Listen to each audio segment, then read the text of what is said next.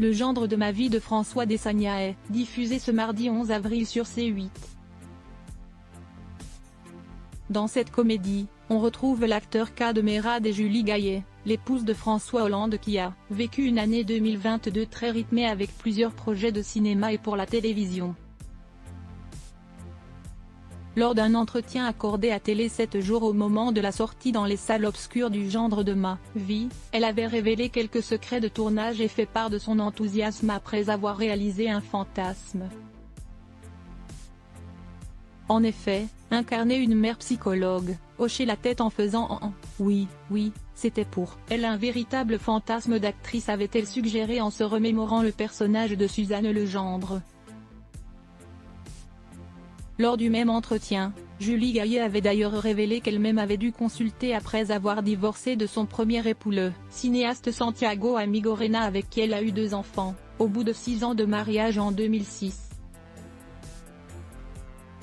J'ai toujours été persuadée de finir ma vie avec le père de mes enfants. J'ai mal vécu mon divorce. Me confier à une personne extérieure m'a permis de me reconstruire, s'était-elle alors souvenue. Julie Gaillet plus féministe que jamais? C'est sans langue de bois que Julie Gaillet s'exprimait alors, comme elle le fait à présent dans son premier ouvrage féministe Ensemble on est plus forte, publié le 8 mars. Dans celui-ci, l'actrice fait part de son engagement envers les femmes bafouées, battues, ignorées, malades, harcelées, ou bien encore violées, à travers les portraits de celles qu'elle a toujours admirées. Celles-ci sont des femmes d'action, qui agissent concrètement.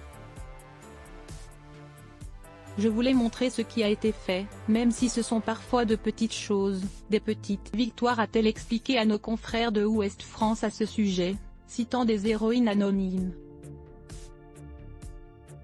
Féministe, elle a été également au micro de France Inter en évoquant l'agisme dont les femmes souffrent, passé un certain âge. Comme si on devait rester jeune toute notre vie, point d'exclamation, les hommes se bonifient avec l'âge. Mais nous, les femmes, a-t-elle affirmé le mois dernier, alors qu'elle opérait la promotion du film Comme, une actrice de Sébastien Bailly qui interroge justement sur la place des femmes dans la société. C'est lors du même entretien qu'elle avait d'ailleurs donné son opinion sur le recours à la chirurgie esthétique et posé ses limites. Comme elle le souligne dans le mot de présentation de son livre, on ne naît pas féministe, on le devient.